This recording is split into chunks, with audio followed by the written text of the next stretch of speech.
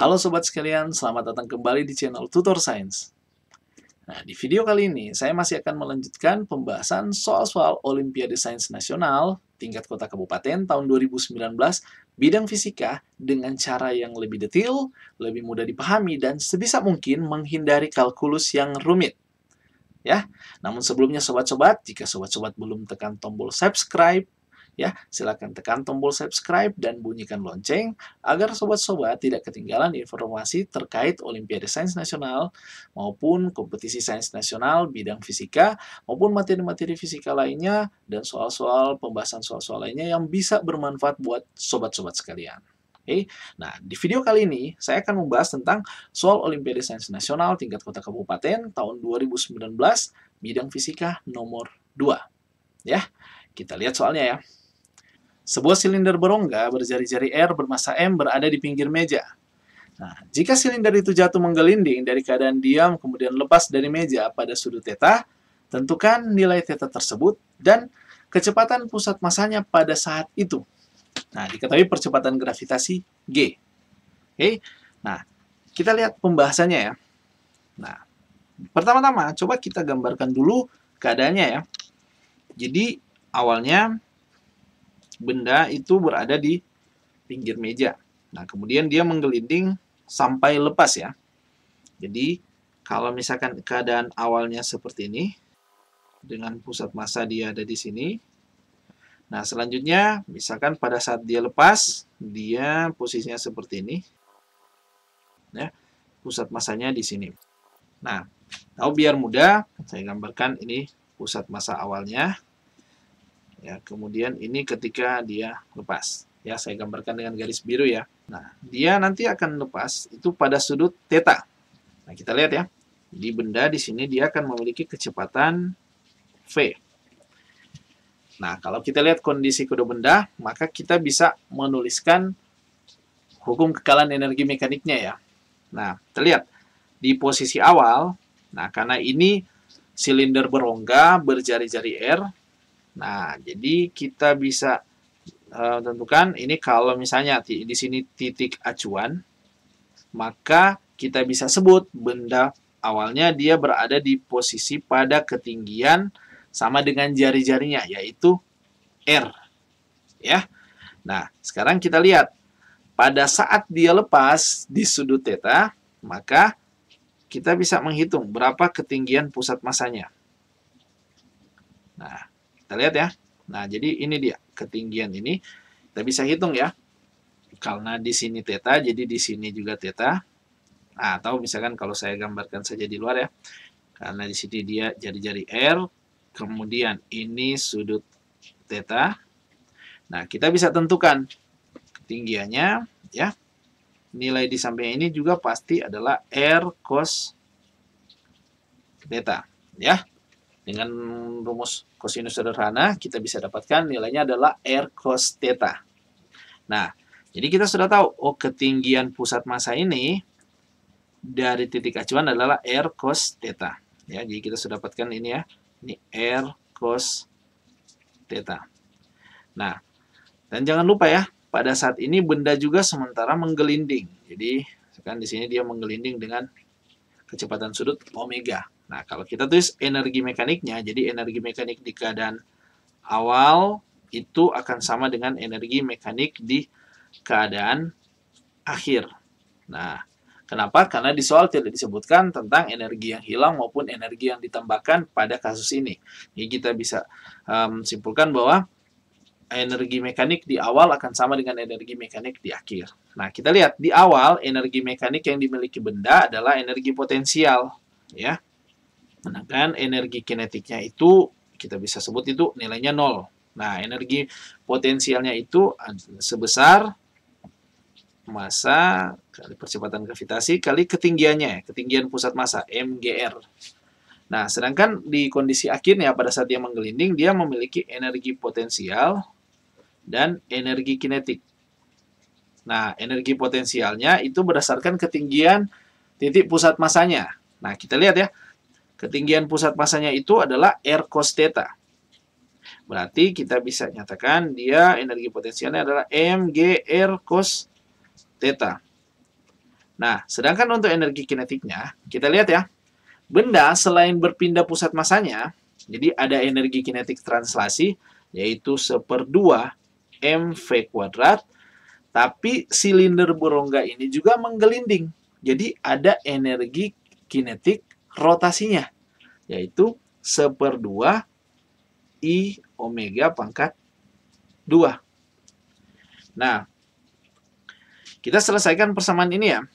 Jadi kalau misalkan saya pindah ruaskan ya, untuk nilai energi potensialnya, jadi hasilnya akan jadi nilai mgr dikurangi mgr cos theta. Nah, kemudian ini 1/2 mv kuadrat. Nah, tambah 1/2 I omega kuadrat. I itu adalah momen inersia. Ya. Nah, di soal ini sudah diketahui momen inersianya itu adalah silinder berongga. Nah, untuk silinder berongga, momen inersianya adalah mr kuadrat. Jadi kita tuliskan ya, nilai momen inersianya adalah mr kuadrat. Nah, sedangkan untuk nilai kecepatan sudutnya, nah, di soal ini tidak disebutkan kalau pada saat dia menggelinding, benda itu mengalami slip. Jadi kita bisa asumsikan bahwa bendanya menggelinding sempurna. Jadi tidak slip. Nah, kalau misalkan dia tidak slip, maka nilai kecepatan sudut, nilai V akan memenuhi nilai V per R. Jadi kita bisa substitusikan ya. Kalau omega sama dengan V per R, ya, kita bisa belajar itu di materi rotasi ya. Jadi kalau kita substitusikan, maka kita akan dapatkan nilai omega kuadrat dia sama dengan V kuadrat per R kuadrat. Ya, kita bisa eliminasi ya. Nilai R kuadrat. Nah, kemudian di sini juga semua mengandung nilai M ya.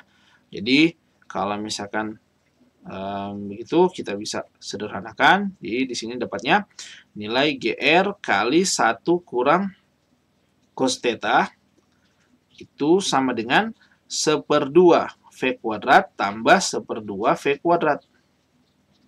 Nah, 1/2 V kuadrat tambah 1/2 V kuadrat hasilnya adalah V kuadrat. Jadi, kita bisa simpulkan nilai V kuadrat itu sama dengan GR kali 1 kurang cos theta.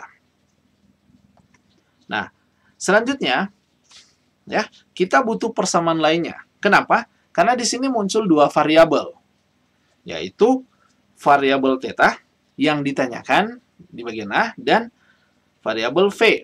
Di V tidak diketahui di soal ya. Jadi V dan theta. Nah, ingat ya, untuk menyelesaikan persamaan yang memiliki dua variabel, minimal kita memiliki dua persamaan yang melibatkan kedua variabel tersebut.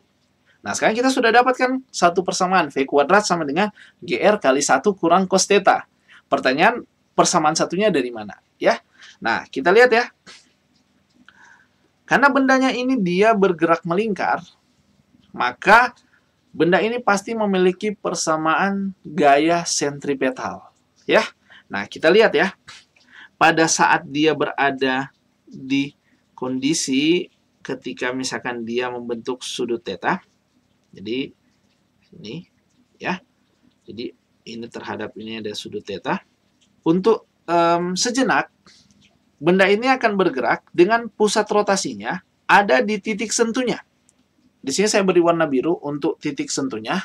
Jadi, sejenak, benda ini akan bergerak berotasi terhadap titik sentuhnya.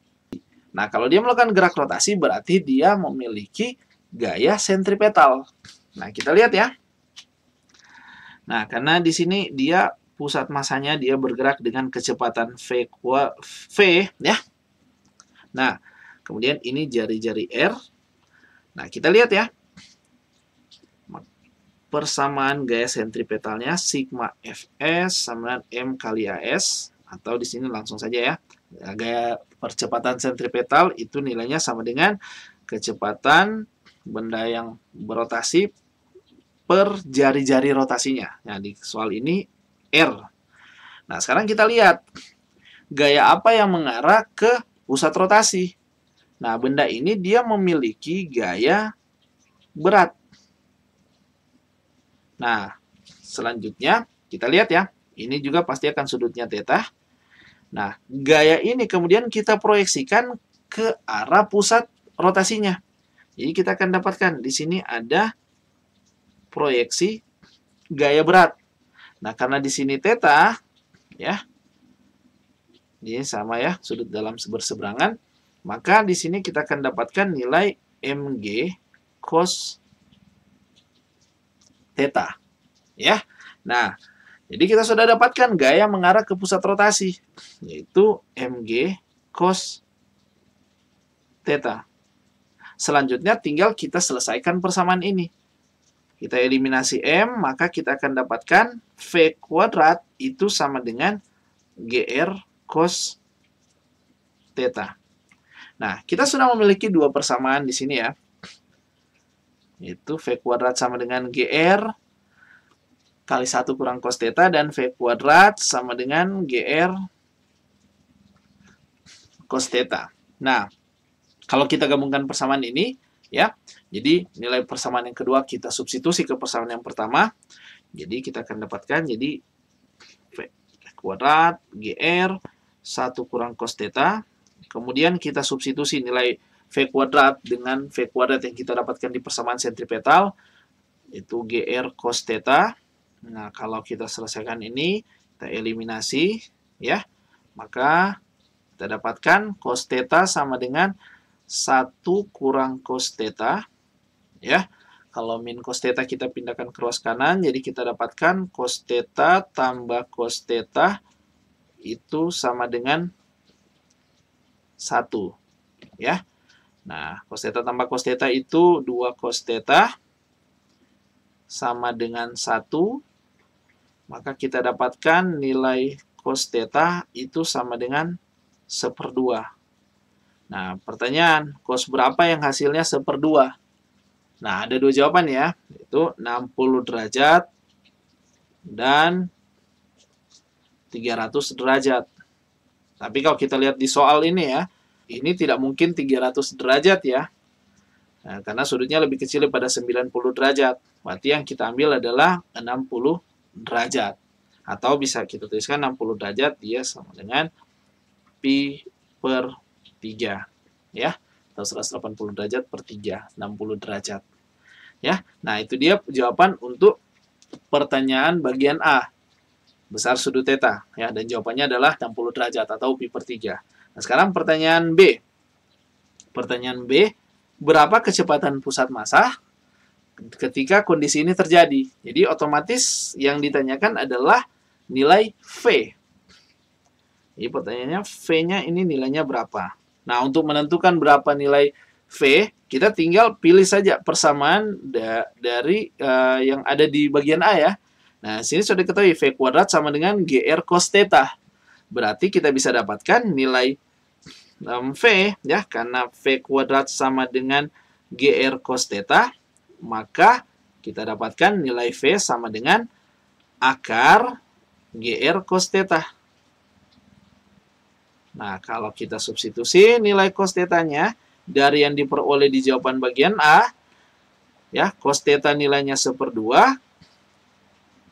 Jadi, kita dapatkan kecepatan pusat massa atau kecepatan dari silinder ketika kondisi ini terjadi adalah akar dari 1/2 GR, ya.